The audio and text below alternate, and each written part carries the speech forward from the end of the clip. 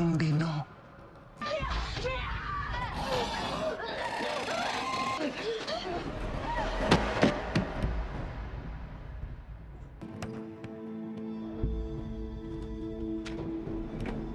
আসসালামু আলাইকুম সবাইকে। আজকের যে ঘটনাটা আপনাদের সামনে জানাতে চলেছি এটা ইন্দোনেশিয়ার একটা সত্য ঘটনা থেকে নির্মাণ করা হয়েছে। ইন্দোনেশিয়ার একটা বিখ্যাত ষষ্ঠ তলা বিশিষ্ট একটা অ্যাপার্টমেন্ট ছিল, আর এই অ্যাপার্টমেন্টের ষষ্ঠ তলা সম্পূর্ণরূপে বন্ধ এবং পরিত্যক্ত ঘোষণা করা হয়েছিল, আর সেখানে কারোর যাওয়া একদমই মানা ছিল। কিন্তু ওই অ্যাপার্টমেন্টের পঞ্চম তলায় যারা বসবাস করত তারা একটা জিনিস প্রায় ফেস করত, ষষ্ঠ তলার ছাদ থেকে টোপে টোপে তাদের ফ্লোরে পানি পড়ছে। এই অবজেকশন অ্যাপার্টমেন্টের মালিককে যতবারই দেওয়া হয়েছে ততবারই মালিকপক্ষ প্লাম্বার দিয়ে ঠিক করেছে, কিন্তু ফলাফল শূন্য। কয়েকদিন যেতে না যেতেই আবার সেই একই অবস্থা, ষষ্ঠ তলা থেকে পানি টোপে টোপে নিচে পড়ছে। একদিন ওই পঞ্চম তলার যেই মহিলাটি বসবাস করত সে একদিন সিদ্ধান্ত নেয় আজকে যে করেই হোক ষষ্ঠ তলায় গিয়ে সে দেখবে আসলে ঘটনাটা কি। সেখানে যেহেতু কেউ বসবাস করেই না, তাহলে পানি কোত্থেকে আসছে। এই জন্য সে চুপি চুপি ওই ষষ্ঠ তলায় চলে যায়। তারপর কোনোভাবে ওই দরজার লক ভেঙে সে ভিতরে প্রবেশ করে। তখন সে দরজা খুলতেই ভেতর থেকে একজন মহিলার আওয়াজ শুনতে পায়। সেই মহিলা তাকে খুব নর্মালভাবে ভেতরে আসতে বলে। সে এটা দেখে একদমই অবাক হয় না। সে ধীরে ধীরে ওই রুমের দিকে এগিয়ে যায়। তারপর সে যখন ওই দরজাটা খুলতেই যাবে অটোমেটিকলি দরজাটা খুলে যায়। সে দেখতে পায় বাথটাবের ভেতরে একটা বাচ্চা মেয়ে বসে আছে, আর তাকে একজন মহিলা চুল আঁচড়ে দিচ্ছে। সে যখনই তার টর্চ লাইট দিয়ে ওই মহিলাটির মুখের দিকে ধরে তখন ওই মহিলাটি তাকে একটা কথাই বলে, 4 দিন মাগরিবের পরে। এই কথা শুনে মহিলাটি ভয়ে এক দৌড়ে নিচে চলে আসে। তারপর সে তার বান্ধবীকে এই ঘটনাটা পুরোটা খুলে বলে। এর ঠিক 4 দিন পরেই ওই মহিলাটির খণ্ড বিখণ্ড লাশ পাওয়া যায় নিজেরই ঘরে। তারপর যখন তদন্ত শুরু হয় তখন একের পর এক চমক সামনে আসতে শুরু করে, আর ঘটনাটা মোড় নেয় এমন দিকে যেটা আপনার কল্পনারও বাইরে। আর শেষে যেই টুইস্টটা আপনার সামনে আসবে সেটা আপনি বিশ্বাসই করতে পারবেন না। তো কথা না বাড়িয়ে শুরু করা যাক আজকের ঘটনাটি। সাথে আছে আমি জেইন, আর আপনারা দেখছেন জেইনস থিয়েটার ভূত। এই ঘটনাটা শুরু হয় সুরাবায়া নামক একটি অ্যাপার্টমেন্ট থেকে। তখন সময়টা ছিল 1998 নভেম্বর মাস। টিকা নামের একটি মেয়ে সেই অ্যাপার্টমেন্টের পঞ্চম ইউনিটের 510 নামক একটি ফ্ল্যাটে থাকে। সে কেবলই বাজার করে তার ফ্ল্যাটে প্রবেশ করে। হঠাৎ সে লক্ষ্য করে তার সিলিং থেকে পানির নিচে পড়ছে। সে নিচে এসে এই অ্যাপার্টমেন্টের যিনি মালিক মিস্টার আইমান এবং তার স্ত্রী মিসেস ওলানকে বলে তার ফ্লোরে আবার ষষ্ঠ তলা থেকে পানির চুয়ে চুয়ে পড়ছে। মিসেস উলান তাকে বলে ষষ্ঠ তলা সম্পূর্ণরূপে বন্ধ, সেখান থেকে তো পানি পড়ার কোনো অবস্থাই নেই। তারপরেও সে তাকে আশ্বস্ত করে বলে আগামীকালে সে কোনো একটা প্লাম্বার পাঠিয়ে দেবে তার ওই জায়গাটা ঠিক করে দেওয়ার জন্য। কিন্তু টিকা মিসেস উলানের এই কথা শুনে বিরক্ত হয়ে সেখান থেকে চলে যায়, আর লিফট ধরে সোজা চলে যায় ষষ্ঠ তলায়। কারণ সেইবার সিদ্ধান্ত নিয়েছে সে নিজের চোখেই দেখবে ষষ্ঠ তলার আসলে মেন সমস্যাটা কোথায়, সেখানে কি এমন আছে যার কারণে পানি বারবার নিচের দিকে চুয়ে চুয়ে পড়ছে। ষষ্ঠ তলায় এসে সে দেখতে পায় ঘুটঘুটে অন্ধকার, তাই তাকে বাধ্য হয়ে একটি টর্চ লাইট চালাতে হয়। সে যখন ষষ্ঠ তলার 610 অর্থাৎ তার ফ্ল্যাট বরাবর যেই ফ্ল্যাটটি রয়েছে সেই ফ্ল্যাটে সে দেখতে যায়, কারণ সেখান থেকেই তো পানিটা নিচে পড়ছে। সে যখনই ওই লকটা খুলতে যায় তখন সে দেখতে পায় এটা বহুদিনের জ্যাম হয়ে আছে। তাই সে তার নিজের ফ্ল্যাটে এসে দুটা স্ক্রু ড্রাইভার নিয়ে আবার সেই রুমের দিকে চলে যায়।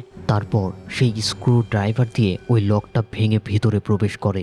তারপর সে যখন করিডোরের ভেতর দিয়ে হেঁটে যাচ্ছিল তখন সে দেখতে পায় পুরো ইউনিটটা একদম পরিত্যক্ত হয়ে আছে, আর পরিবেশটা গা ছমছমে।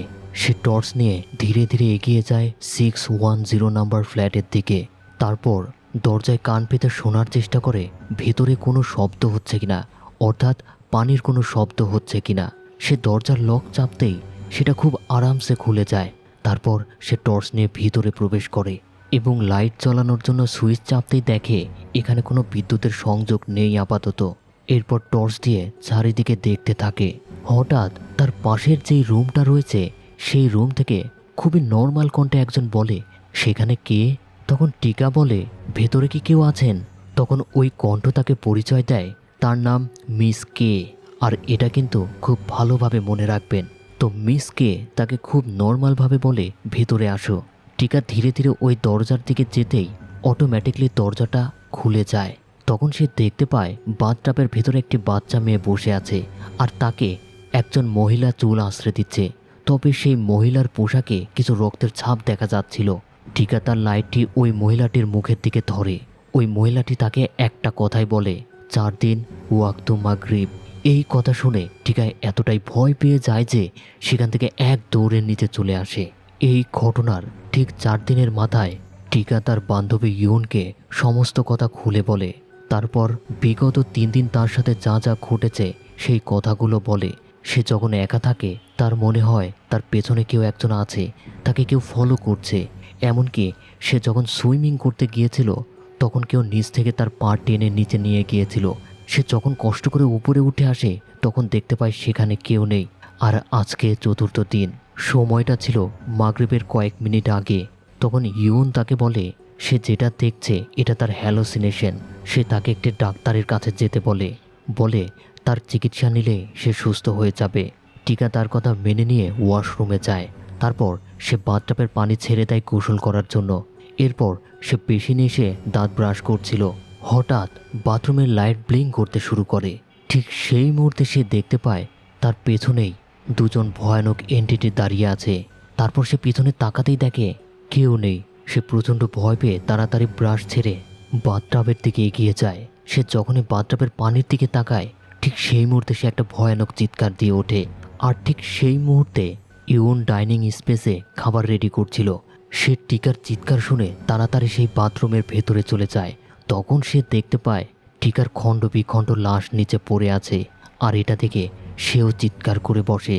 এই ঘটনার 1 মাস পর জাকার্তায় আলমা নামের একজন মেয়েকে দেখানো হয়, যে তার রেস্টুরেন্টের জন্য কাস্টমার টানার চেষ্টা করছে, কিন্তু কাস্টমার তার রেস্টুরেন্টে ঢুকছে না। ধীরে ধীরে তার ব্যবসার অবস্থা খুবই খারাপের পথে। এমনকি সে তার স্টাফদের বেতন পর্যন্ত দিতে পারছে না।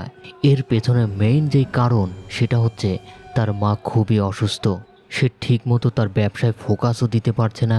এমনকি যেই টাকা সে উপার্জন করছে তার ম্যাক্সিমাম টাকাই হসপিটালে দিতে হচ্ছে।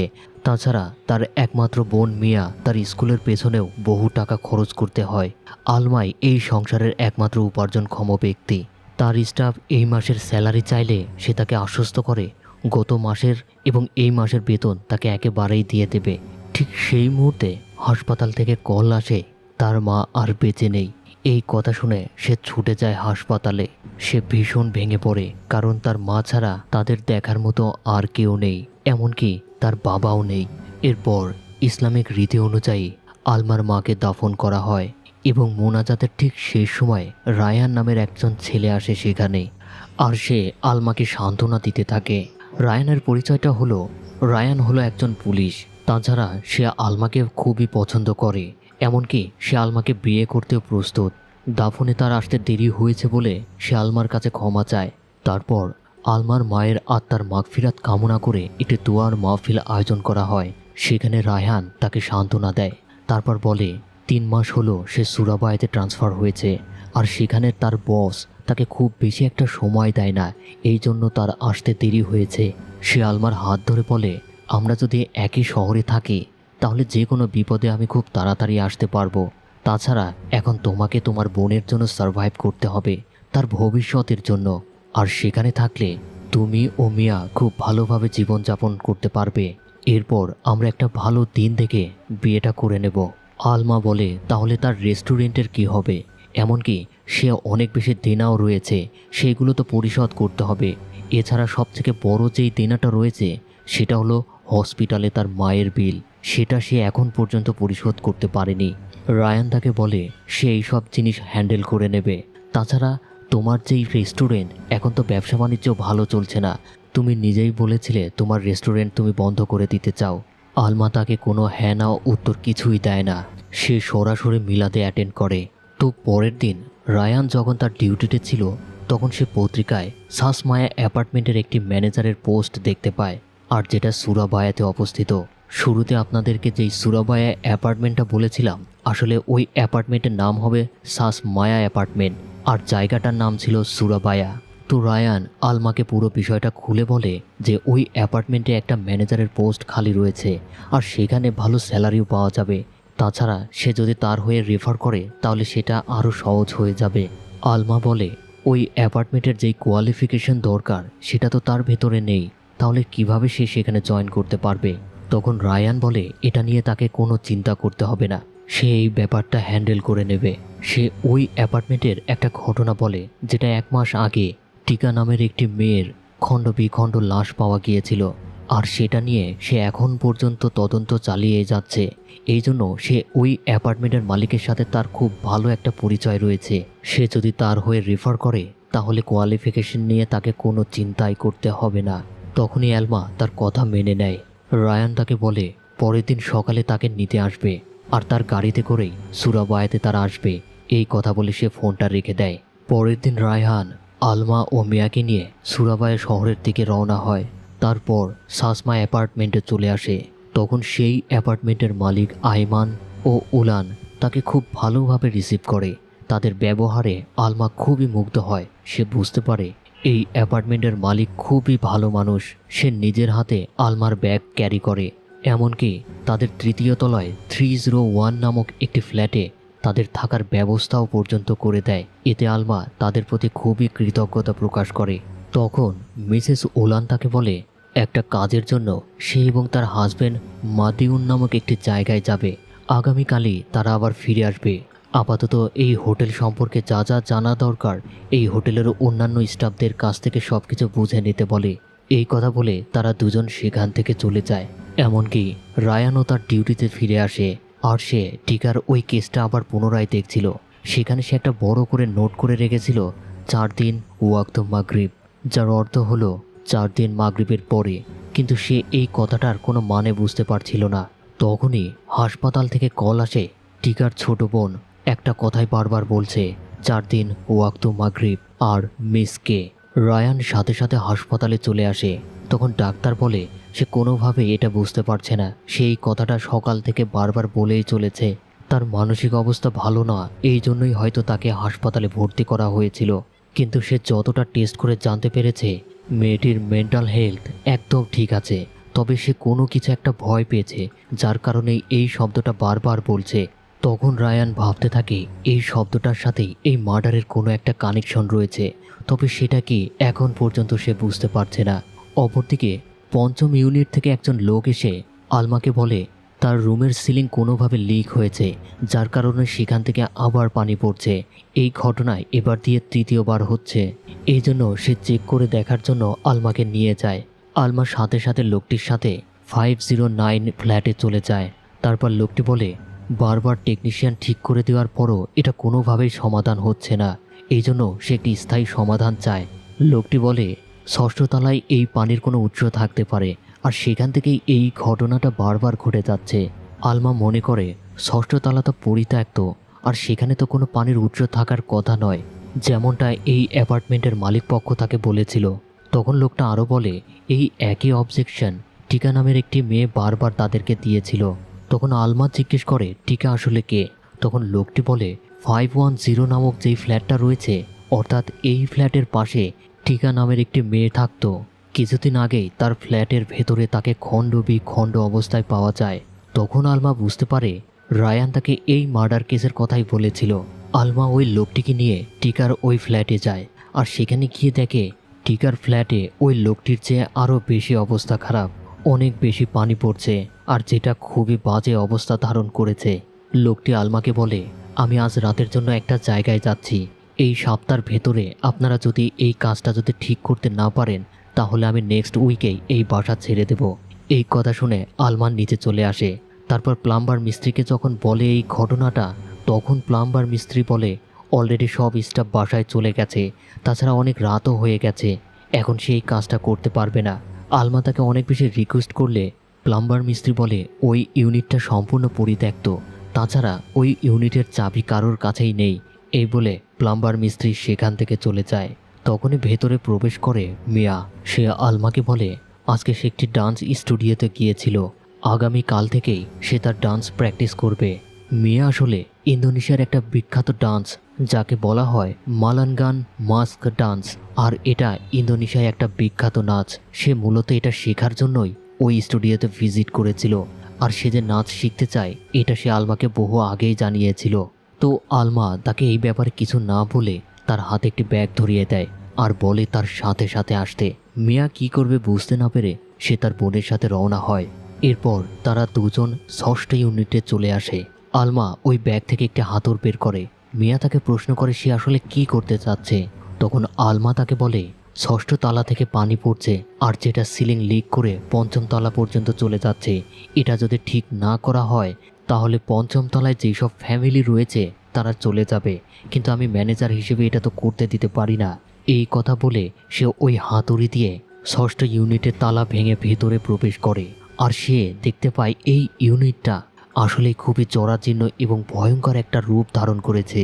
তারা দুজন যখন 610 নাম্বারের যেই ফ্ল্যাটটা রয়েছে সেই ফ্ল্যাটের দিকে এগিয়ে যাচ্ছিল, তখন পরিবেশ দেখে মিয়া খুবই ভয় পাচ্ছিল, তাই সে তার বোনের কাছাকাছি ছিল। এরপর তারা দুজন যখন 610 ফ্ল্যাটের কাছে চলে আসে, তখন ওই দরজার লক চাপ দিতেই সেটা খুব আরামসে খুলে যায়। তারা দুজন আস্তে আস্তে ভিতরে ঢুকে পড়ে এবং দেখে ভিতর ঘুটঘুটে অন্ধকার। আলমা লাইট মেরে দেখছিল যে লিকটা আসলে কোথায় হয়েছে, কিন্তু কোথাও তারা লিক দেখতে পাচ্ছিল না। হঠাৎ সে একটি রুমের সামনে ভেজা পায়ের ছাপ দেখতে পায়। তখনই ওই রুম থেকে একজন বলে ওঠে, সেখানে কে? বরাবরের মতো আলমা ভয় পায় না, সে বলে, ভিতরে কি কেউ আছেন? তখন ওই কণ্ঠ বলে, মিস কে, ভিতরে আসো। কিন্তু মিয়া তাকে নিষেধ করছিল ভিতরে না যাওয়ার জন্য, কিন্তু আলমা তার কোনো কথা না শুনেই ওই দরজার লক চাপ দিতেই সেটা খুব ধীরে ধীরে খুলে যায়। তারপর দেখতে পায় বাথটাবের ভেতরে একটি মেয়ে বসে আছে, আর তার চুল আঁচড়াচ্ছে একজন মহিলা। তখন ওই মহিলাটি তাকেও বলে, 4 দিন ওয়াক্তু মাগরিব। আর এই কথা শুনে মিয়া এতটাই ভয় পেয়ে যায় যে সে তার বোনকে নিয়ে সেখান থেকে দৌড়ে নিচে চলে আসে এবং তাদের ঘরে প্রবেশ করে। আলমা মিয়াকে এতটা ভয়ার্ত দেখে বলে, এই ঘটনা আগামীকাল এই অ্যাপার্টমেন্টের মালিক মিসেস উলানকে জানাবে। মিয়া বলে, রায়ানকেও এই বিষয়টা জানানো উচিত। পরের দিন সকালে আলমা যখন তার ডেস্কে বসে, তখন তার হাত থেকে ভুলবশত পেপার পিন নিচে পড়ে যায়। সে সেইগুলো গোছাতে গেলে দেখে সেই পিনগুলো সাজিয়ে 1 লেখা উঠেছে। এটা দেখে সে বেশ অবাক হয়। তখন তার মনে পড়ে মিসকে তাদেরকে বলেছিল 4 দিনের কথা, আর এই 4 দিনের আজকেই প্রথম দিন। তখনই আলমার কলিগ যেই প্লাম্বার মিস্ত্রি ছিল সে বলে, তাদের দুজন প্লাম্বার মিস্ত্রির মধ্যে একজন অসুস্থ, সে আজকে আসতে পারবে না। এই জন্য 590 অর্থাৎ যেই লোকটি তাদেরকে অবজেকশন দিয়েছিল তাদের সিলিং লিক হয়েছে সেই ফ্ল্যাটে সে আজ কাজ করতে চায় না। তখন আলমা তাকে বলে, আজকের মধ্যেই যদি কাজটা না করা হয় তাহলে আগামীকাল ওই লোকটি এই অ্যাপার্টমেন্ট ছেড়ে চলে যাবে। এই কথা বলে সে যখনই ওই পিনগুলো গোছাতে যাবে তখন দেখে সেই 1 লেখাটা আর নেই। এতে সে আরও বেশি অবাক হয়। এরপর আলমা ওই লোকটির ফ্ল্যাটে চেক করতে যায় যে আজকেও পানিটা পড়ছে নাকি বন্ধ হয়ে গেছে। তখন সে দেখতে পায় অবস্থা সেই রকমেরই আছে। হঠাৎ সে ফ্লোরে বাচ্চা মেয়েদের পায়ের ছাপ দেখতে পায়। সে ওই ছাপের মুখের দিকে তাকিয়ে দেখে লোকটির মেয়ে কিচেনের দিকে দাঁড়িয়ে আছে। সে এটা দেখে বেশ অবাক হয়, কারণ লোকটি বলেছিল সে তার ফ্যামিলি নিয়ে একটা কোথাও যাবে, কিন্তু তার মেয়ে এখানে একা কী করছে। আলমা সেই মেয়েটিকে বলে, তোমার বাবা কোথায়? তুমি একা একা এই ফ্ল্যাটে কি করছো? কিন্তু মেয়েটি তাকে কোনো কথা না বলে এক দৌড়ে রুমের ভেতরে ঢুকে গিয়ে লক করে দেয়। তখন ওই রুমের ভেতর থেকে আরেকটি মহিলার আওয়াজ শোনা যায়। সেই মহিলা মেয়েটিকে জিজ্ঞেস করে, কে এসেছে ভেতরে? মেয়েটি বলে, মিস আলমা। তখন ওই মহিলা মিস আলমাকে ভেতরে আসতে বলে।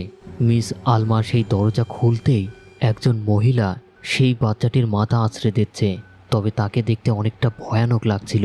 এরপর সেই মহিলা তার চোখের সামনেই মেয়েটির মাথা ছিঁড়ে নিচে ফেলে দেয়। তারপর আলমার দিকে তাকিয়ে বলে, এইভাবেই তোমাকে টুকরো টুকরো করে আমি ছিঁড়ব।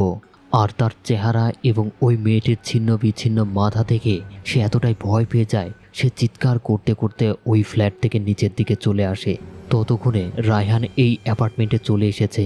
সে বেখেয়ালিভাবে দৌড়াতে গেলে রায়হানের সাথে তার ধাক্কা লাগে। তখন রায়হান তাকে ভয়ার্ত দেখে জিজ্ঞেস করে কি হয়েছে।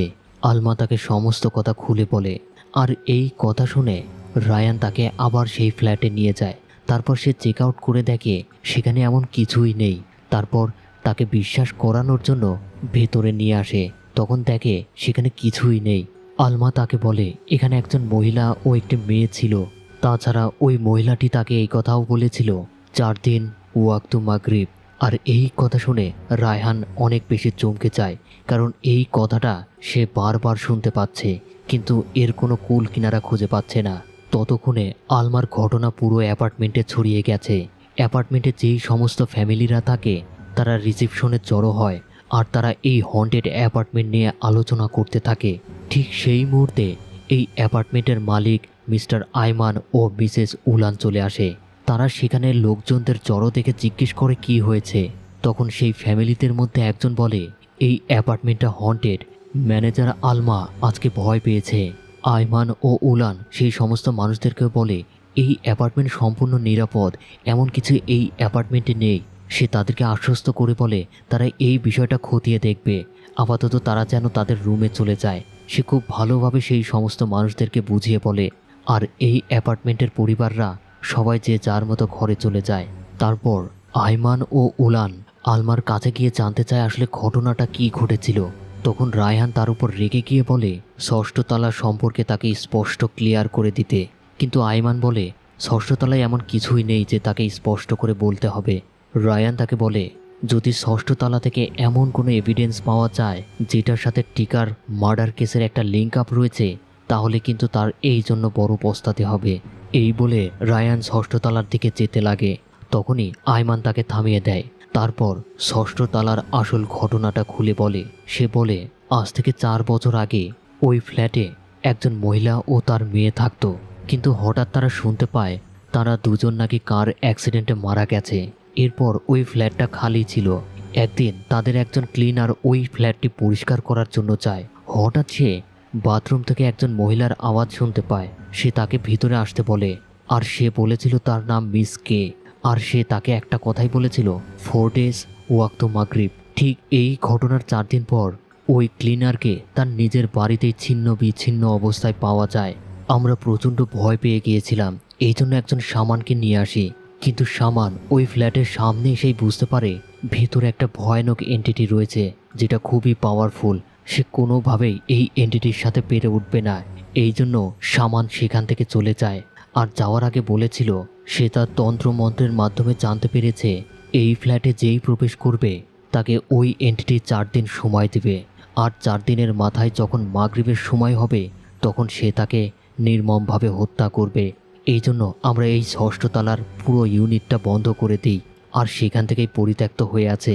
তখন মিসেস উলান বলে আমরা এই ফ্ল্যাটটা বহুবার বেচারও চেষ্টা করেছি, কিন্তু কোনোভাবেই বেচতে পারিনি। তাছাড়া এই অ্যাপার্টমেন্টের রেপুটেশন রক্ষার জন্য আমরা এই সমস্ত ঘটনাটা লুকিয়ে রেখেছিলাম। এই সমস্ত কথা শুনে রায়হান কোনোভাবেই বিশ্বাস করে না, কারণ পুলিশ অলৌকিকে বিশ্বাস করে না। সে আলমাকে সান্ত্বনা দিয়ে বলে তার এমন কিছুই হবে না, সে নিশ্চয়ই এর জন্য লজিক্যাল কোনো এক্সপ্লেনেশন খুঁজে বের করবে।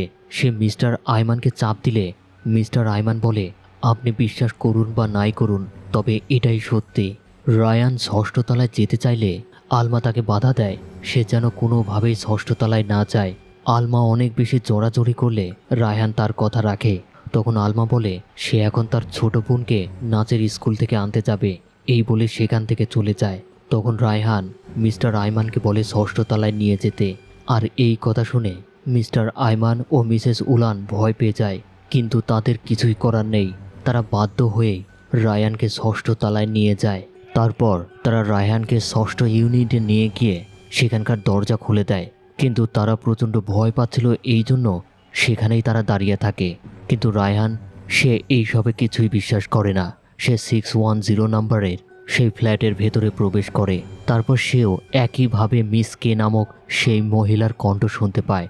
আর তার কথা মতো সে ভিতরে প্রবেশ করতেই দেখে ওই মহিলাটি একটি বাচ্চা মেয়ের চুল আশ্রয় দিচ্ছে।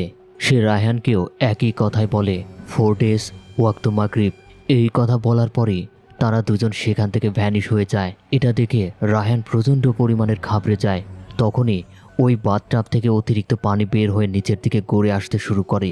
রায়হান সেখানে আর এক মুহূর্ত দেরি না করে তাড়াতাড়ি ফিরে আসে। তখন মিস্টার আইমান ও মিসেস উলান তাকে দেখে বুঝতে পারে রায়হানও একইভাবে ভয় পেয়েছে। এদিকে মিয়া যখন তার ডান্স স্টুডিওতে প্র্যাকটিস করছিল, তখন সে অনুভব করতে পারে আয়নায় তার প্রতিবিম্ব তার মতো অনুসরণ করছে না, বরং সে উল্টো আচরণ করছে। সে এটা ভালোভাবে লক্ষ্য করার জন্য আয়নার সামনে গিয়ে দাঁড়ায়। তখন দেখে সব কিছু ঠিকই আছে।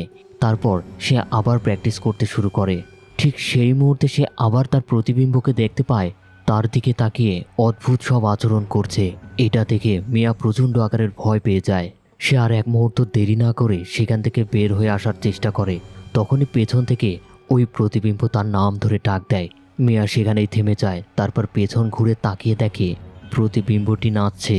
সে যখন তার পা উঁচু করে তখন মিয়া লক্ষ্য করে তার পাটাও ঠিক একইভাবে উপরের দিকে উঠে যাচ্ছে।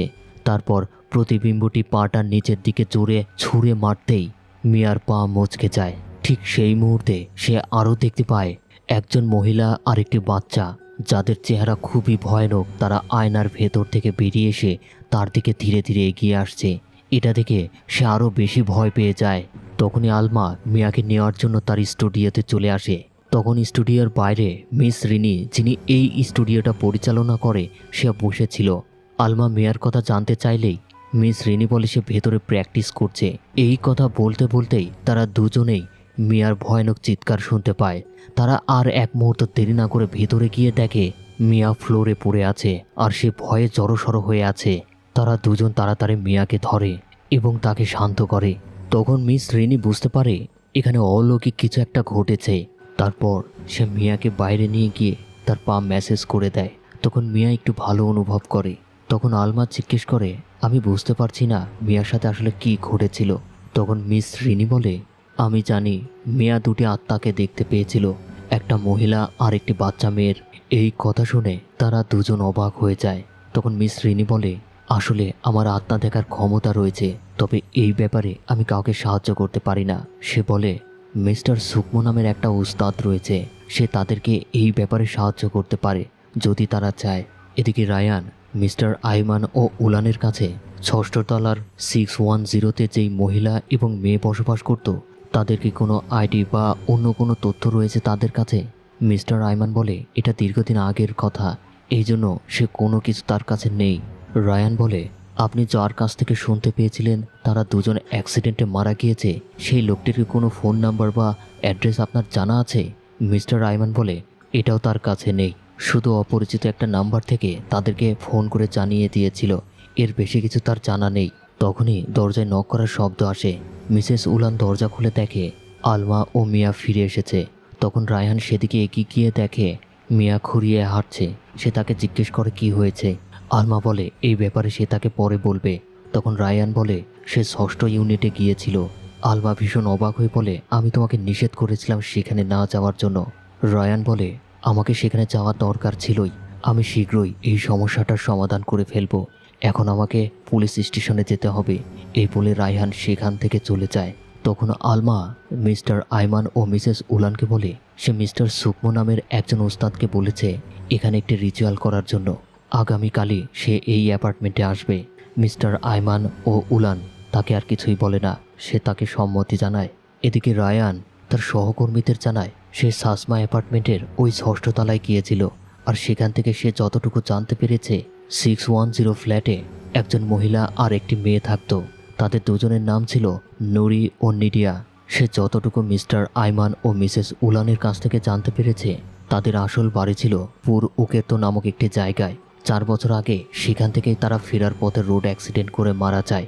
আমরা যদি সেখানে যেতে পারি তাহলে এই ব্যাপারে আমরা আরও তথ্য আনতে পারবো। আর যতটুকু মনে হচ্ছে এই কেসের সাথে টিকার কেসটা জড়িত। পরের দিন ঠিক সন্ধ্যার সময় মিস্টার সুকমো অ্যাপার্টমেন্টে আসে। তখন আলমা ও তার বোন তাকে ষষ্ঠ ইউনিটে নিয়ে যায়। তখন তাদের সাথে মিস্টার আইমান ও মিসেস উলানও ছিল। মিস্টার সুকমো 610 নাম্বার ফ্ল্যাটের সামনে এসে তার তন্ত্রমন্ত্র দিয়ে ট্রাই করে বোঝার চেষ্টা করে এখানে আসলে ঘটনাটা কি, কিন্তু সে কোনো কিছু বের করতে পারে না। সে সবাইকে নিচে এসে বলে কোনোভাবেই সে ওই দুই আত্মার সাথে কানেক্ট হতে পারছে না। সে যতটুকু জানতে পেরেছে ওই আত্মার সাথে যাদেরই দেখা হয়েছে তাদেরকে সে 4 দিন সময় দিয়েছে, আর এই 4 দিনের মাথায় ঠিক মাগরিবের সময় তাদেরকে হত্যা করেছে। এই আত্মা দুটি খুবই পাওয়ারফুল, সেই জন্য তাদের অতীত সম্পর্কে আরও ভালোভাবে জানতে হবে। এই জন্য ওই আত্মা দুটির একটা মিডিয়াম দরকার। অর্থাৎ কোনো একটা প্রিয় জিনিস যে ওই আত্মাগুলো ব্যবহার করত, সেরকম যদি একটা জিনিস পাওয়া যায় তাহলে ওই আত্মাদের সম্পর্কে আরও বিস্তারিত জানা যাবে। তখনই একটা উপায় বের হয়ে আসবে যে কিভাবে এই আত্মাদের হাত থেকে মানুষদেরকে বাঁচানো যায় আর এই অ্যাপার্টমেন্টকে মুক্ত করা যায়। পরের দিন আলমা মিসেস উলানের কাছে জানতে চায় যে ষষ্ঠ তলার 610 ফ্ল্যাটে নুরি ও নিডিয়া নামের দুই মা ও মেয়ে বসবাস করত। তাদের ব্যাপারে কি কোনো তথ্য আপনার কাছে আছে? মিসেস উলান বলে, এটা বহুদিন আগের ব্যাপার, আমার কাছে এর কোনো আর তথ্য নেই। তখনই আলমার কাছে একটা কল আসে। সে কলটি রিসিভ করতেই মিয়া তাকে সুইমিং পুলের সামনে আসতে বলে। অর্থাৎ এই অ্যাপার্টমেন্টের সামনেই একটা সুইমিং পুল রয়েছে। আলমা মিসেস উলানের কাছ থেকে পারমিশন নিয়ে কিছুটা সময়ের জন্য ওই সুইমিং পুলের সামনে যায়। তখন সে দেখে মিয়া সুইমিং পুলের আশেপাশে কোথাও নেই। তাই সে ওইখানেই থাকা একটি টেলিফোনের মাধ্যমে মিয়ার কাছে কল দেয়। তারপর বলে, তুমি সুইমিং পুলের সামনে কেন আসতে বললে? মিয়া বলে, কই, আমি তো তোমাকে এই ব্যাপারে বলিনি, এমনকি আমি তো ফোনই দিইনি। তখন আলমা ভীষণ অবাক হয়। সে ফোনটি রেখে সুইমিং পুলের ভিতরে তাকিয়ে দেখছিল। হঠাৎ তার চোখে পড়ে সুইমিং পুলের ভিতরে ফুলের মাধ্যমে 2 সংখ্যা লেখা, অর্থাৎ আজকে দ্বিতীয় দিন। এটা থেকে সে ভীষণ ভয় পেয়ে রিসেপশনের দিকে এগিয়ে যাচ্ছিল। হঠাৎ পেছনে কিছু একটা পড়ার শব্দ শুনতে পায়। সে সেখানে স্টপ হয়ে যায়। তারপর পেছনে তাকিয়ে দেখে সেখানে কিছুই নেই। সে ধীরে ধীরে সুইমিং পুলের কাছে এসে দাঁড়ায়। তারপর দেখার চেষ্টা করে সুইমিং পুলের ভিতরে আসলে কিসের শব্দ হলো, কিন্তু দেখে সুইমিং পুল একদম শান্ত। তাই সে আবার ফিরেই যাবে। তখনই পানির নিচ থেকে 2টি ভয়ানক হাত এসে তার পা চেপে ধরে পানির ভেতরে নিয়ে যায়। সে উপরে ওঠার চেষ্টা করলে তখন সেই আত্মা তাকে আবার পানির নিচে আরো জোর করে টেনে নেয়। সে বহু কষ্ট করে উপরে উঠতেই দেখে কিছুই নেই। তখনই তার পেছন থেকে 2টি হাত অর্থাৎ ওই আত্মাটি এসে তাকে আবার পানির নিচে চেপে ধরে, আর সে উঠতে না পেরে সেখানেই জ্ঞান হারিয়ে ফেলে। তখনই সেই ফোন পেয়ে মিয়া সেখানে চলে আসে আর তার বোনকে খুঁজতে থাকে। তখন সে দেখতে পায় আলমা একটা অদ্ভুত মুখোশ পরে পানির ভেতর থেকে উঠে আসছে। তারপর তার সামনে নাচতে থাকে। আলমার মুখে যেই মুখোশটা দেখা যাচ্ছিল সেটাকে বলা হয় মালানগান মাস্ক। এটা ইন্দোনেশিয়ার ঐতিহ্যবাহী নাচে এই মাস্কটা সব থেকে বেশি পড়তে দেখা যায়। তো মিয়া আলমার এমন নাচ দেখে সে ভয় পেয়ে যায়। সে সেখান থেকে চলে যাওয়ার চেষ্টা করলে আলমা পেছন থেকে তার হাত চেপে ধরে, তারপর তাকে পানিতে আছড়ে ফেলে। এরপর পানির নিচে তাকে দম বন্ধ করে মেরে ফেলার চেষ্টা করে। ঠিক সেই মুহূর্তে ওই অ্যাপার্টমেন্টের 2টা মেয়ে সুইমিং পুলের দিকে আসছিল, আর তারা এই ঘটনাটা দেখতে পেয়ে তাড়াতাড়ি মিস্টার আইমানকে জানায়। তখন মিস্টার আইমান ও মিসেস উলানের সাথে রায়হান তাড়াতাড়ি সুইমিং পুলে চলে আসে। তারপর দেখতে পায় মিয়া ধীরে ধীরে পানির নিচে ডুবে যাচ্ছে। রায়হান আর দেরি না করে তাড়াতাড়ি পানিতে ঝাঁপ দিয়ে মিয়াকে সেখান থেকে তুলে নিয়ে আসে। তারপর সে মিয়ার মুখে শুনতে পায় পানিতে আলমাও রয়েছে। সে তাড়াতাড়ি আলমাকেও পানিতে তুলে নিয়ে আসে। ততক্ষণে আলমার মুখ থেকে সেই মাস্কটি ভ্যানিশ হয়ে গেছে। রায়হান তাড়াতাড়ি আলমার বুকে চাপ দিয়ে পানি বের করে ফেলে, আর ঠিক তখনই আলমার জ্ঞান ফিরে আসে। এই ঘটনার পর মিয়া রায়হান ও আলমাকে মিস রিনির কাছে নিয়ে আসে, কারণ তার কাছে এই ঐতিহ্যবাহী মাস্কের অনেক কালেকশন রয়েছে, যেই মাস্ক পরে এই নাচগুলো পরিবেশন করতে হয়। তখন মিস রিনি মিয়ার মুখে ওই মাস্কের বর্ণনা শুনে বলে, তুমি যেই মাস্কটার কথা বলছো সেটা ছিল দেবী সিকারতাজের মাস্ক, অর্থাৎ তার আদলেই ওই মাস্কটা তৈরি করা হয়েছিল। দেবী সিকারতাজে ছিল দ্য কিংডম অফ কেদেরের প্রিন্সেস। দেবী সিকারতাজে এতটাই সুন্দর ছিল যে তার প্রতীক হিসেবে এই মাস্ক তৈরি করা হয়েছিল। বলা হয়ে থাকে তার চোখ, নাক, ঠোঁট, এমনকি চুল প্রকৃতির এক একটা সৌন্দর্যের কথা বলতো। বিশেষ করে তার ভ্রুকে তুলনা করা হতো নদীর সাথে। তখন মিয়া বলে সে যেই মাস্কটা দেখেছে সেখানে ভ্রুটা ছিল সম্পূর্ণ ভিন্ন রকম। তখন মিস রিনি বলে, তুমি যেই মাস্কের কথা তাহলে বলছো এটা সম্ভবত মালানগান মাস্ক, আর এই ব্যাপারে তার এক বন্ধু খুব ভালো বলতে পারবে, কারণ সে ওই মালানগান মাস্ক তৈরি করে থাকে। তার নাম মিস্টার সুগেং। রায়হান তাকে জিজ্ঞেস করে এখন ওই লোকটিকে কোথায় পাওয়া যাবে। তখন মিস রিনি বলে সে এখান থেকে বহু দূরে থাকে। তার গ্রামের নাম রাঙ্গান মুলিও, যেটা মালাং সিটিতে অবস্থিত। তারা 3 জন মিস রিনির কাছে এই তথ্যটা নিয়ে আবার অ্যাপার্টমেন্টে ফিরে আসে। তখন মিয়া যেই মাস্কটা দেখেছিল ঠিক তার মতো অবয়ব করে একটি আর্ট করে দেয়, যেন মিস্টার সুগেনকে বোঝাতে সহজ হয়। তখন মিস্টার আইমান ও মিসেস উলান আসে আর জানতে চায় এই ব্যাপারে কি আর কি কোনো তথ্য পাওয়া গেছে। তখন তারা জানায় তারা এই ব্যাপারে মিস্টার সুগেংয়ের সাথে দেখা করতে মালাং সিটিতে যাচ্ছে। এরপর আলমা তার বোনের কাছ থেকে বিদায় নিয়ে রায়হানের সাথে বেরিয়ে পড়ে মালাং সিটির উদ্দেশ্যে। এরপর তারা একটি দীর্ঘ জার্নি করে পাহাড় জঙ্গল পেরিয়ে সেই প্রত্যন্ত গ্রামে পৌঁছে যায়। তারপর সেই গ্রামবাসীদের মুখে মিস্টার সুগেংয়ের ঠিকানা জেনে তার বাসায় পৌঁছে যায়। তখন মিস্টার সুগেং জানতে চায় তারা আসলে কারা। তখন আলমা বলে সে মিস রিনির মাধ্যমে এখানে এসেছে। মিস্টার সুগেং জানতে চায় তারা কী জন্য এসেছে। তখন তারা ওই আর্ট করা পেপারটা দেখায় আর জানতে চায় এই মাস্কটা সম্পর্কে তারা জানতে এসেছে। মিস্টার সুগেং সেই ছবিটা দেখে অনেক অবাক হয়। সে বলে এটা তোমরা কোথায় দেখতে পেয়েছো? আলমা ও রায়হান এই ব্যাপারে কিছুই বলে না। তারা একে অপরের দিকে তাকিয়ে থাকে, কারণ তারা যেটা এক্সপিরিয়েন্স করেছে সেটা হয়তো বিশ্বাস নাও করতে পারে। তখন মিস্টার সুগেং বলে এই মাস্কটা শুধু সে একজনের জন্যই বানিয়েছিল, আর এটা একটা পিসি রয়েছে, আর সেটা হলো মিসেস কুসুমার কাছে। সে একজন এই অঞ্চলের ধনী ব্যক্তি, তার রিকোয়েস্টেই সে এই মাস্কটি তৈরি করেছিল। রায়হান মিসেস কুসুমার সাথে দেখা করতে চাইলে মিস্টার সুগেং তাদের দুজনকে সেখানে নিয়ে যায়। তারপর মিসেস কুসুমার একজন কাজের লোকের কাছে খবর দেয় তারা জেং কান্তির ব্যাপারে তার সাথে কথা বলতে এসেছে। আর এই কথা শুনে মিসেস কুসুমা না করে দেয়। তখন সেই কাজের মহিলাটি এসে তাদেরকে জানায় জেং কান্তির ব্যাপারে সে কোনো কথা বলতে চায় না। এই কথা শুনে আলমা বলে জেং কান্তিটা আসলে কে? তখন মিস্টার সুগেং সেই মহিলাকে বলে জেং কান্তির ব্যাপারে তাদেরকে জানাতে। তখন ওই মহিলাটি বলে জেং কান্তি ছিল মিসেস কুসুমার একমাত্র মেয়ে, আর সে খুব ভালো নাচ করতে পারত। আর এই জন্য সে তার মায়ের কাছে অনুরোধ করে দেবী সিগারতাজির একটা মাস্ক তাকে তৈরি করে দিতে। তখন মিসেস কুসুমা মিস্টার সুগেংকে এই মাস্কের জন্য অনুরোধ করে, আর সে মিসেস কুসুমার রিকোয়েস্ট অনুযায়ী সেই মাস্কের কপালে একটি স্টোন বসিয়ে দেয়, আর সেই সাথে একটি রিচুয়াল সম্পন্ন করে। 1986 সালে জেং কান্তি ওই মাস্কটি পরে খুবই ভালো একটা পারফরমেন্স করে। তারপর ওই দিন রাতেই সে তার মাকে বলে সে একজন ছেলেকে ভালোবাসে, আর তার সন্তান তার নিজেরই গর্ভে। এই কথা শুনে মিসেস কুসুমা প্রচণ্ড পরিমাণে রেগে যায় এবং তাকে ঘর থেকে বের করে দেয়। আর এই ঘটনার পর জেং কান্তি আর কখনো ফিরেই আসেনি।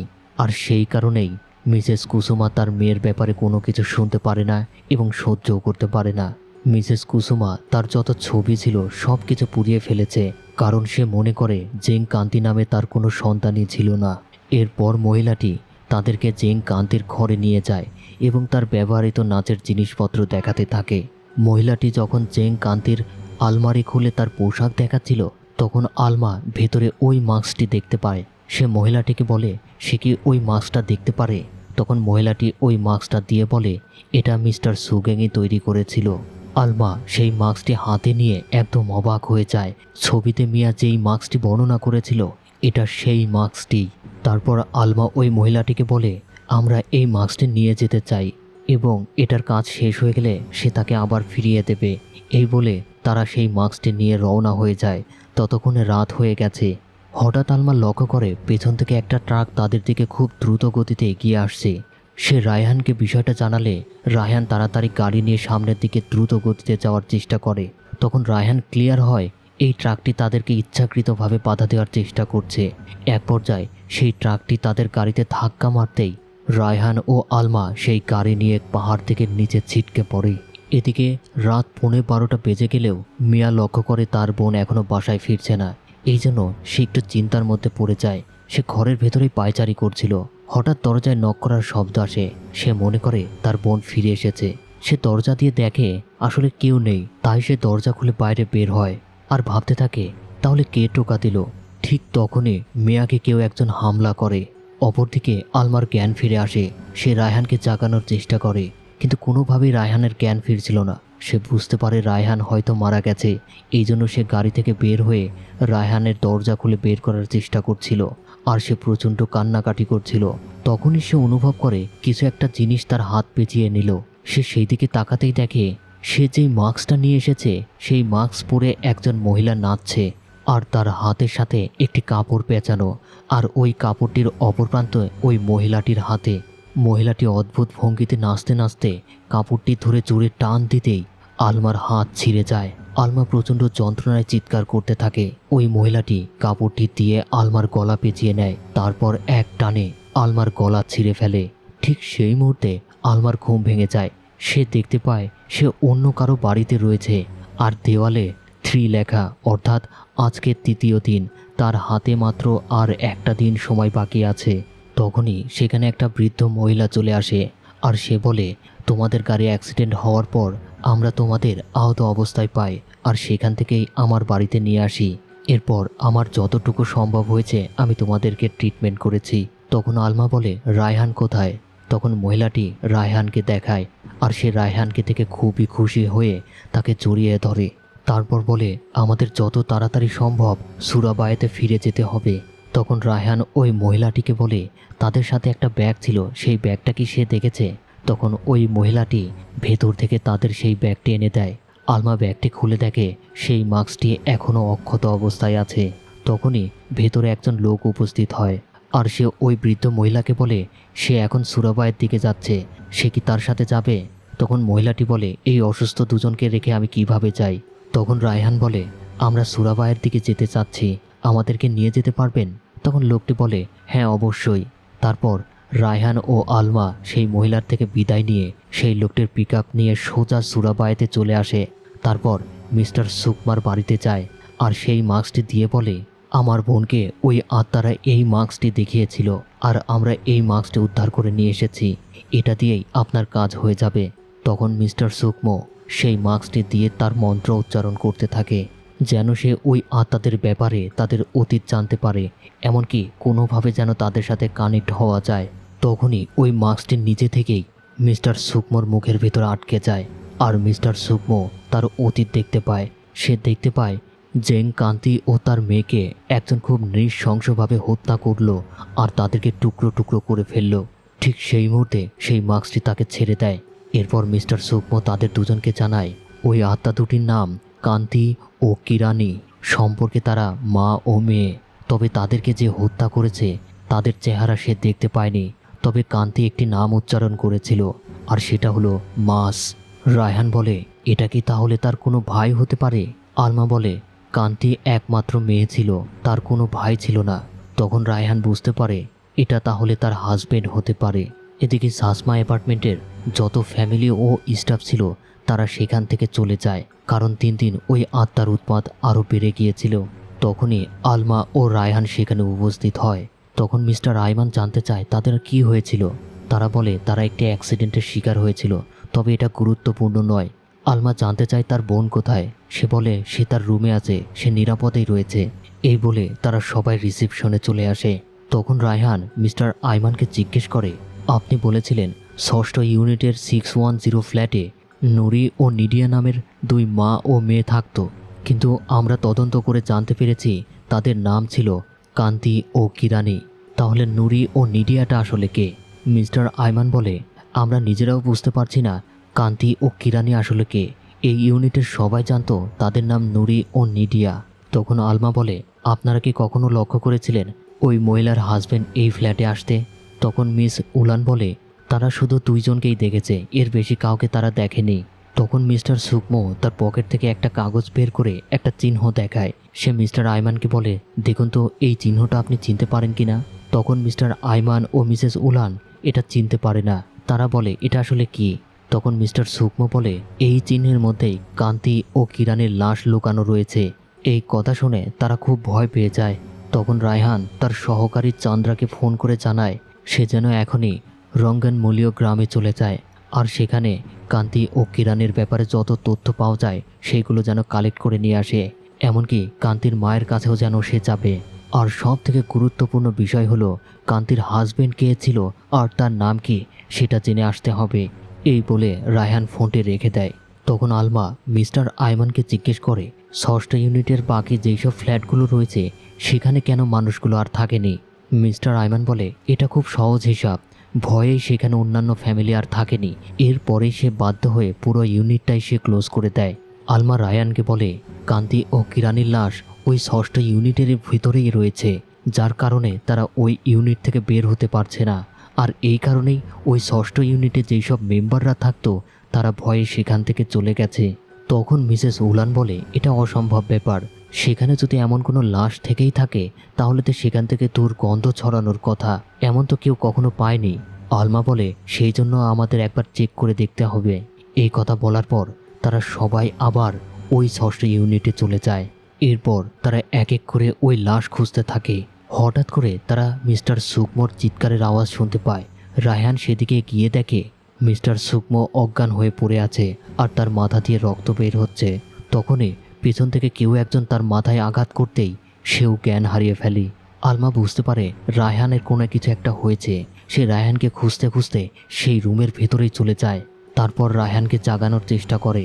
ঠিক সেই মুহূর্তে একটা টুইস্ট আমাদের সামনে রিভিল হয়। মিস্টার আইমান ও মিসেস উলান এসে আলমাকেও আঘাত করে অজ্ঞান করে ফেলে। আর এতেই ক্লিয়ার হয়ে যায় কান্তি ও কিরানের মৃত্যুর পেছনে এদেরই হাত রয়েছে। কিন্তু এখনও দুটি প্রশ্নের উত্তর বাকি। কান্তি ও কিরানিকে কেন হত্যা করা হয়েছে, আর কান্তির হাজবেন্ডই বা কে ছিল? এর পরের দিন ঠিক বিকেল যখন গড়িয়ে যায় তখন আলমা ও রায়হানের জ্ঞান ফিরে আসে। তারা দুজন চেষ্টা করছিল সেখান থেকে মুক্ত হওয়ার। ঠিক সেই মুহূর্তে রায়হানের সহকারী চন্দ্রা সাসমা অ্যাপার্টমেন্টে চলে আসে। তখন সে দেখতে পায় মিসেস উলান গেট লক করে দিচ্ছে। চন্দ্রা মিসেস উলানকে জিজ্ঞেস করে রায়ানকে এখানে আছে কিনা। মিসেস উলান বলে সে গতকাল আলমা ও মিয়াকে নিয়ে পুরো ওগের তো গিয়েছে, তারা এখনও এখানে ফিরে আসেনি। চন্দ্রা বলে তারা যদি ফিরে আসে তাহলে তাকে আমার সাথে যোগাযোগ করতে বলবেন, কারণ সে কোনোভাবেই তাকে রিচ করতে পারছে না। মিসেস উলান বলে ঠিক আছে, তারা আসলে বলবে। তখন চন্দ্রা জিজ্ঞেস করে এই অ্যাপার্টমেন্ট ক্লোজ কেন? মিসেস উলান বলে এই অ্যাপার্টমেন্টের সবাই চলে গেছে, তারা বলছে এই অ্যাপার্টমেন্টটি নাকি হন্টেড, আর এই জন্যই তারা এটা ক্লোজ করে নতুনভাবে পরিষ্কারের কাজ চলছে। এই কথা বলে মিসেস উলান সেখান থেকে আবার অ্যাপার্টমেন্টের দিকে চলে যায়, আর চন্দ্রাও সেখান থেকে ফিরে যায়। এদিকে রায়হান সেখানে থাকা একটি কোমর লাথি দিয়ে ভেঙে ফেলে। তারপর সেখান থেকে একটা টুকরো নিয়ে তার বাঁধন কাটার চেষ্টা করে। অপরদিকে আলমা বহু কষ্ট করে তার হাত ঘড়িটি বের করে। তারপর সে দেখে অলরেডি 4:30 বেজে গেছে। এতে সে ভীষণ আতঙ্কিত হয়ে যায়, কারণ তার হাতে আর খুব বেশি সময় নেই। মাগরিব হলেই তাদেরকে ওই আত্মাদের হাতে নির্মমভাবে হত্যা হতে হবে। সে প্রচণ্ড জোরে চিৎকার করতে থাকে। ততক্ষণে রায়হান তার বাঁধন কেটে ফেলেছে। সে সেখান থেকে আলমার রুমের দরজার কাঁচ ভেঙে ভেতরে প্রবেশ করে, তারপর তাকেও মুক্ত করে। ঠিক সেই মুহূর্তে তারা মিয়ার আওয়াজ শুনতে পায়। তারা সেটা অনুসরণ করে অন্য রুমের ভিতর গিয়ে দেখতে পায় মিয়াকেও একইভাবে বেঁধে রেখেছে। তারা মিয়াকেও সেখান থেকে মুক্ত করে। তখন রায়হান বলে কান্তি ও কিরানের ব্যাপারে তারা সব কিছু জানে, আর এই কারণেই তারা ইচ্ছাকৃতভাবে আমাদেরকে পথ থেকে সরানোর জন্য আমাদের গাড়িকে অ্যাক্সিডেন্ট করিয়েছিল। এদিকে আইমান ও উলানের ভিতরে ঝামেলা বেঁধে যায়। উলান আইমানকে বলে তোমার ভুলের কারণেই আজ এত দূর গড়িয়েছে। সেদিন যদি তুমি রায়হানকে ওই 6টি ইউনিটের ব্যাপারে যদি না বলতে তাহলে সে এত দূর আসতে পারতো না। আইমান বলে আমি সেদিন বুঝতে পারিনি বিষয়টা এত দূর চলে যাবে, তবে তুমি এই ব্যাপারে নিশ্চিত থাকো সন্ধ্যা হলেই তারা আর এই পৃথিবীতে বেঁচে থাকবে না, কারণ তারা সবাই কান্তি ও কিরানের অভিশাপে অভিশপ্ত। অপরদিকে রায়হান, আলমা ও মিয়া মিস্টার সুকমুকে জ্ঞান ফেরায়। তখন সুকমু বলে তাড়াতাড়ি ওই মাস্কটি তাকে দিতে। এরপর সে মন্ত্র উচ্চারণ করে ওই মাস্কটি মুখে দিতেই সে আবার কান্তি ও কিরানের অতীতে চলে যায়। তখন সে দেখতে পায় কান্তির হাজবেন্ড ছিল এই আইমান, আর সে তাকে ভালোবেসে ডাকতো মিস কে, আর কান্তি তাকে ভালোবেসে ডাকতো মাস বলে। মিস্টার আইমান 1995 সালে সে অনেক পরিশ্রম করে এই অ্যাপার্টমেন্টটা তৈরি করে। ততদিনে এই অ্যাপার্টমেন্টটা অনেক সুনাম কুড়িয়ে ফেলেছে, আর তার আর্থিক অবস্থাও অনেক ভালো হয়ে গিয়েছিল। কিন্তু সে আর আগের মতো কান্তি ও কিরানিকে ভালোবাসতো না। সে সবসময় কান্তির সাথে খারাপ ব্যবহার করত। একদিন কান্তি হাতে নাতে আইমান ও মিসেস উলানকে অন্তরঙ্গ অবস্থায় দেখে ফেলে। কান্তি প্রচণ্ড রাগে বলে সে এখনই আইমানের বাবার কাছে সব কিছু খুলে বলবে। এই বলে সে রুমের ভিতরে গিয়ে টেলিফোনটা হাতে নিতেই আইমান সেই টেলিফোনটা নিয়ে তাকে আঘাত করে, আর সে ছিটকে গিয়ে পড়ে। তারপর সে আবার কান্তিকে আঘাত করতেই যাবে, তখনই পেছন থেকে কিরানি তাকে আঘাত করে, আর সে প্রচণ্ড রাগে কিরানের হাতে যেটা ছিল সেটা নিয়েই তাকে প্রচণ্ড জোরে আঘাত করতেই সে সেখানেই মারা যায়। এটা দেখে কান্তি তার উপর প্রচণ্ড রেগে গিয়ে বাস্টার্ড বলে গালি দেয়, আর সে সহ্য করতে না পেরে তাকেও প্রচণ্ড জোরে আঘাত করতেই তখনও উলান সেখানেই উপস্থিত ছিল। তারা দুজনই ঘাবড়ে যায়, এখন তারা কি করবে। এই ঘটনার দ্বিতীয় দিন কান্তি ও কিরানিকে 610 ফ্ল্যাটের সেই বাথটাবের ভেতরে ডুবিয়ে রাখে, এবং তৃতীয় দিন তাদের লাশকে গুম করে ফেলার জন্য টুকরো টুকরো করে কাটে। এরপর ওই ফ্ল্যাটের একটি জায়গায় দেওয়ালের ভেতরে তাদের লাশ দাফন করে দেয়। ঠিক সেই মুহূর্তে সুকমো তার মুখ থেকে মুখোশ খুলে ফেলে আর সমস্ত কিছু তাদেরকে খুলে বলে আসলে ওই মাস এই আইমানি, আর সেই এত কিছু ঘটিয়েছে। এবার আপনাদের মতো রায়হান, আলমা ও মিয়াও সব কিছু ক্লিয়ার হয়ে যায়। তখন সুকমো এই কথাগুলো বলার পরে সেখানেই মারা যায়, কারণ তার অনেক বেশি রক্তক্ষরণ হয়েছিল। এরপর তারা ওই ইউনিটের দরজা ভেঙে নিচে নেমে আসে। তখন চান্দ্রা ওই অ্যাপার্টমেন্টের সামনেই গাড়ি নিয়ে অপেক্ষা করছিল। তখনই পাণ্ডু নামের আরেকজন পুলিশ তাকে খবর দেয় সে এই মুহূর্তে কান্তির গ্রামেই রয়েছে, আর সে কান্তির মায়ের মুখ থেকে শুনেছে কান্তির হাজব্যান্ডের নাম আইমান। আর এই কথা শুনে চান্দ্রা অবাক হয়ে যায়। এদিকে তারা তিনজন অ্যাপার্টমেন্টের স্টোর রুমের দিকে যাচ্ছিল হ্যামার জোগাড় করার জন্য, কারণ তারা জেনে গেছে তাদের লাশ দেওয়ালের ভেতরে, আর তারা সেটা দিয়েই ভেঙে বের করবে। তখনই মিসেস উলান দেখে ফেলে তারা তিনজন স্টোর রুমের দিকে যাচ্ছে। সে তার হাজব্যান্ডকে বিষয়টা বললেই আইমান তার বন্দুক প্রস্তুত করে, আর মিসেস উলান একটি ছুরি নিয়ে সেই দিকে রওনা হয়। তখনই চান্দ্রা ওই বিল্ডিং টপকে ভেতরে প্রবেশ করে। এদিকে তারা তিনজন যখন হ্যামার সংগ্রহ করে ফেলে, ঠিক তখনই আইমান ও উলান এসে তাদের উপর হামলা করে। আইমান একের পর এক গুলি করতে থাকে। তখন একটি গুলি রায়হানের বাম হাতের একটু সাইডে লাগে, তবু রায়হান একের পর এক আইমানের সাথে মোকাবেলা করতেই থাকে। অপরদিকে উলানের সাথে আলমা মোকাবেলা করতে থাকে। এক পর্যায়ে আইমান রায়হানের বুকে হ্যামার দিয়ে আঘাত করতেই সে নিচে পড়ে যায়। তখনই চান্দ্রা সেখানে এসে তারপর সেখান থেকে তাকে নিয়ে যাওয়ার সময় আইমানের জ্ঞান ফিরে আসে, আর সেখানেই বন্দুক পড়েছিল। সে সেটা নিয়ে রায়হানকে গুলি করতেই সেটা চান্দ্রার পিঠে গিয়ে লাগে, আর চান্দ্রা সেখানেই নিহত হয়। তখন রায়হান হাত উঁচু করে আত্মসমর্পণ করে তার দিকে ধীরে ধীরে এগিয়ে যায়। আইমান তখন তাকে গুলি করতেই যাবে, তখনই দেখে বন্দুকে আর গুলি নেই। রায়হান এই সুযোগে আইমানকে প্রচণ্ড মেরে সেখানে অজ্ঞান করে ফেলে। তারপর চান্দ্রার কাছে গিয়ে দেখে চান্দ্রা সেখানেই স্পট ডেড, সে আর বেঁচে নেই। তখনই আলমা মিয়াকে নিয়ে বেরিয়ে আসে। মিয়া অনেক বেশি আহত হয়েছে, কারণ সে উলানকে ঠেকাতে গিয়ে উলান তাকে অনেক জায়গায় স্টেপ করেছে। রায়ান তাড়াতাড়ি একটি কাপড় ছেড়ে মিয়ার আহত জায়গায় বেঁধে দেয়। তখন আলমা বলে তাদের হাতে বেশি সময় নেই, খুব তাড়াতাড়ি মাগরিবের সময় হয়ে যাবে। এই কথা বলার পর তারা তিনজন বহু কষ্ট করে আবার 610 ফ্ল্যাটে চলে আসে। তারপর মিস্টার সুকমোর সেই চিহ্ন দেখে ওই জায়গাটা খুঁজতে থাকে। এক পর্যায়ে আলমা বুঝতে পারে এটা একটি আলমারির চিত্র।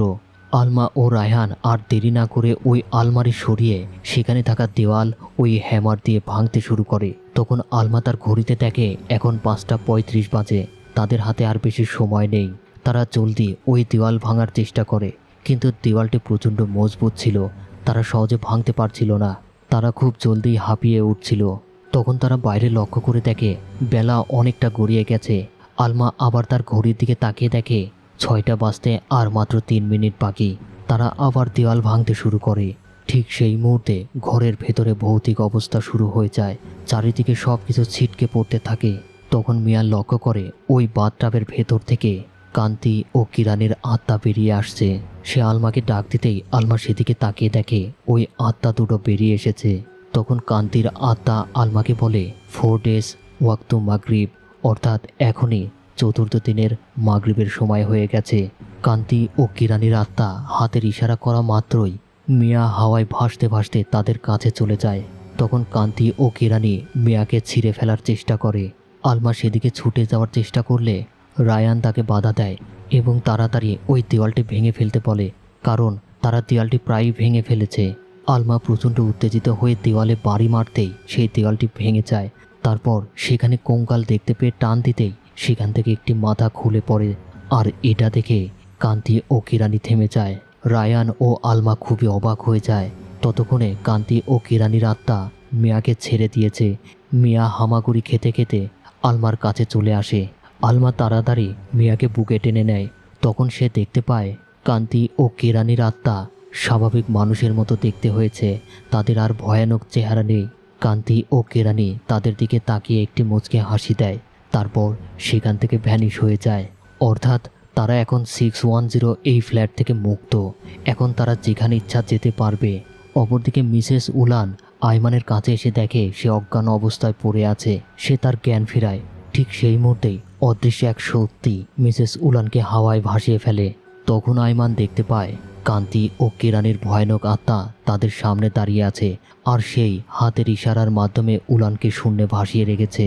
তারপর আয়মানের চোখের সামনেই মিসেস উলানের মাথা ছিঁড়ে ফেলে আর সেই রক্ত আয়মানের মুখের উপর পড়ে। তারপর আয়মানকেও সামনে নিয়ে আসে। তখন আয়মান কান্তির কাছে প্রচণ্ড ক্ষমা চাচ্ছিল। তখন কান্তি ও কেরানি মিলে আয়মানের হাত পা টেনে ছিঁড়ে ফেলে। শেষমেশ তার মাথাটাও ছিঁড়ে তাকে খণ্ড করে দেয়। এই ঘটনার পর প্রশাসনের লোকজন সেখানে চলে আসে। তারপর আলমা, মিয়া ও রায়ান যখন কান্তি ও কেরানির কবরে গিয়েছিল তখন সে দেখতে পায় সেখানে মিস রিনি সে মিস্টার সুকমোর কবরে ফুল দিচ্ছে। তারা জিজ্ঞেস করে সে কি মিস্টার সুকমোর আত্মাকেও দেখতে পায়। সে বলে হ্যাঁ, এমনকি সে আরও একজন লোককেও দেখতে পায়। তারা জানতে চায় সেই লোকটিকে। মিস রিনি বলে তার নাম মিস্টার কাদ্রি। আর এই কথা শুনে মিয়া ও আলমা চমকে যায়, কারণ এটা ছিল তাদের বাবা। তারা মিস রিনিকে জিজ্ঞেস করে সে কি তার বাবাকে চিনে। সে বলে হ্যাঁ। মিস রিনি বলে মিস্টার কাদ্রি খুবই ভালো মানুষ ছিলেন, সে তোমাদের মায়ের সাথেও দেখা করেছে। এই কথা শুনে তারা দুই বোন খুবই খুশি হয়। শেষ দৃশ্যে দেখা যায় তারা তিনজন এই অ্যাপার্টমেন্ট ছেড়ে চলে যাচ্ছে। তখন ওই অ্যাপার্টমেন্টের বারান্দায় কান্তি ও কেরানির আত্মাকে দেখা যায়। আর এখানেই এই গল্পটা শেষ হয়ে যায়। সবশেষে এই ঘটনার একটি সত্য এভিডেন্স তুলে ধরা হয়, যেটা আপনারা এখন দেখতে পাচ্ছেন। আর আপনারা এটা ট্রান্সলেট করলেই অনেক কিছু বুঝতে পারবেন। তো আজকের ঘটনাটা কেমন লেগেছে কমেন্ট করে জানাতে ভুলবেন না। আর অবশ্যই বেশি বেশি লাইক ও কমেন্ট করতে ভুলবেন না। এই ভিডিওটা করতে অনেক পরিশ্রম গিয়েছে। আশা করি আপনারা আমার এই পরিশ্রমের দাম দেবেন। সেই পর্যন্ত ভালো থাকুন, সুস্থ থাকুন। আল্লাহ হাফেজ সবাইকে।